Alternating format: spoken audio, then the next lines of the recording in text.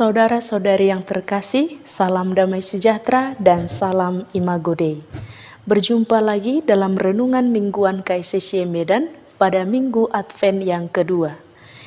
Injil yang akan kita renungkan dikutip dari Injil Markus bab 1 ayat 1 sampai ayat 8. Inilah permulaan Injil tentang Yesus Kristus Anak Allah.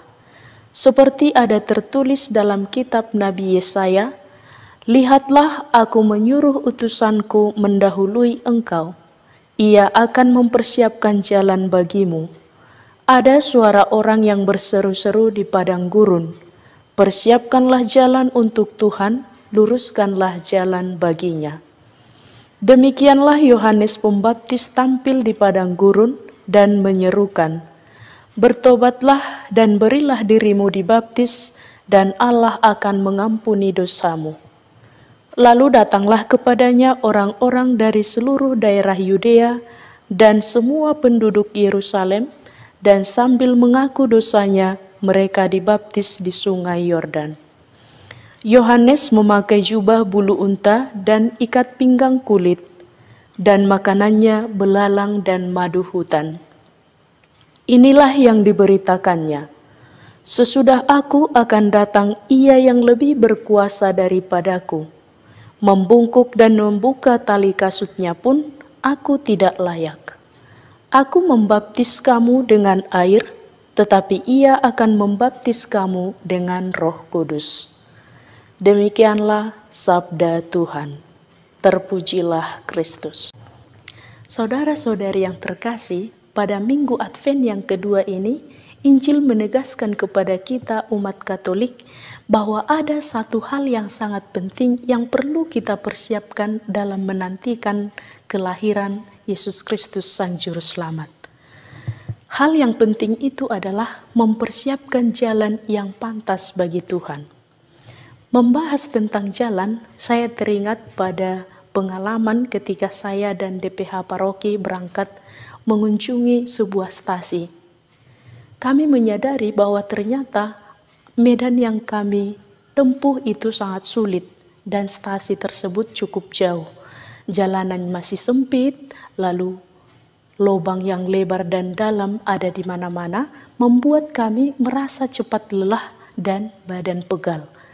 Namun, ketika kami sampai di sana, melihat keramahan dan juga sukacita umat, rasa lelah kami itu berganti dengan sukacita yang tak terlukiskan. Nah, mari kita bayangkan sejenak bagaimana lika-liku jalan di hidup kita yang akan dikunjungi oleh Yesus. Apakah sudah cukup terbuka lebar untuk menyambut kedatangan Tuhan? Sudahkah kita memperbaiki lubang atau kerusakan-kerusakan yang ada di dalam kehidupan kita? Ataukah masih jalan sempit yang penuh dengan kerusakan seperti jalan stasi tadi? Lalu pemandangan indah seperti apa yang kita hadirkan yang akan dilihat oleh Yesus dalam kehidupan kita sehari-hari? Dalam Minggu Advent yang kedua ini, kita disadarkan bahwa kita perlu dengan sungguh menyiapkan jalan yang pantas bagi Tuhan dengan menjadikan pertobatan sebagai pondasinya. Sebagai pondasi artinya bahwa semua gerak hidup kita senantiasa didasarkan pada pertobatan. Nah, sekarang mari kita lihat apa itu pertobatan. Dalam bahasa Yunani, ada satu kata yang sering digunakan untuk menjelaskan pertobatan sejati. Kata tersebut adalah metanoia, yang berarti perubahan hidup seutuhnya atau total ke arah yang lebih baik. Dalam hal ini berkaitan dengan pola pikir, hati, akal budi, dan juga cara hidup. Perubahan hidup yang dimaksud adalah beralih kepada Allah. Pertobatan sejati sungguh terjadi apabila kita sungguh bertumbuh dalam kebaikan-kebaikan dan juga menghasilkan buah yang baik pula. Pertobatan sejati inilah yang diserukan oleh Yohanes Pembaptis dari padang gurun yang sudah dibacakan dalam Injil tadi. Kehadiran Yohanes bisa menjadi contoh terbaik bagi kita dalam menjalankan pertobatan. Ia menghidupi sabda Allah dengan bertapa di padang gurun dan menyerukan kepada semua orang supaya berbalik kepada Allah. Arti dan makna padang gurun pun dapat menjadi rujukan bagi kita untuk sungguh-sungguh memaknai semangat pertobatan yang sesungguhnya. Kenyataan bahwa hidup kita di dunia ini adalah ibarat padang gurun yang penuh dengan tantangan dan perjuangan. Kita tahu bahwa padang gurun itu gersang, panas, sering disebut sebagai tanah liar dan tidak berpenghuni. Kadangkala hidup kita juga mirip dengan gambaran padang gurun itu, penuh dengan perjuangan dan tantangan karena situasi hidup yang terasa gersang, sepi, panas, penuh persaingan dan egoisme. Karena kurangnya persahabatan dan hilangnya sikap toleransi satu sama lain, kadang-kadang hidup kita juga seperti hidup di tanah liar yang tidak berpenghuni. Kehidupan kita ramai dengan hiruk pikuk, tapi terasa hampa karena perdamaian dan persaudaraan yang hilang, karena persaingan yang menghancurkan nilai-nilai kemanusiaan. Situasi padang gurun seringkali membuat kita akhirnya mengingkari janji baptis yang diingatkan oleh Yohanes dalam Injil tadi. Maka, dengan kesadaran itu, kita pun perlu menempuh jalan pertobatan untuk memulihkan kekudusan kita melalui janji baptis. Ketika imam membaptis kita dengan air, kita juga meyakini bahwa Roh Kudus dicurahkan ke dalam kita yang senantiasa menuntun kita agar tetap berada dalam jalan kekudusan itu. Maka, ketika berbagai penyimpangan terjadi dalam kehidupan kita, satu-satunya yang harus kita bangun adalah jalan pertobatan.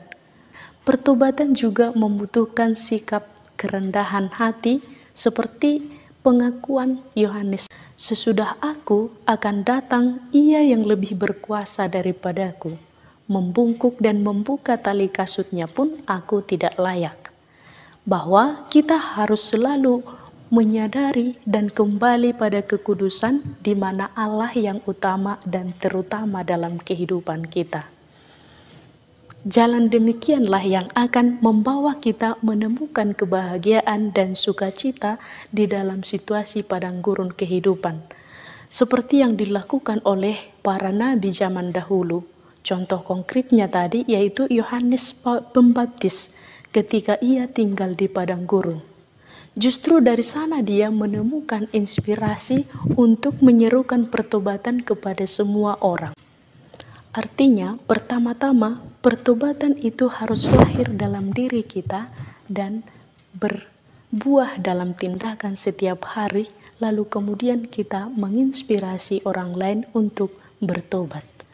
Di sana pula Yohanes Pembaptis dapat mengalami hidup bersama dengan Allah, menemukan apa yang menjadi kehendak Allah, menyadari kasih Allah, keprihatinan dan belas kasih Allah bagi umatnya.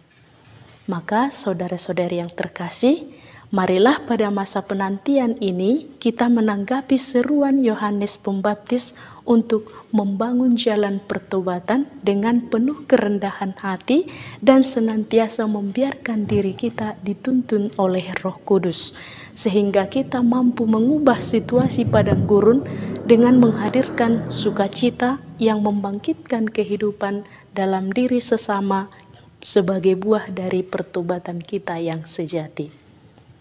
Semoga kita semakin teguh dalam pertobatan sejati yang menjadi jalan bagi Tuhan untuk memasuki kehidupan kita.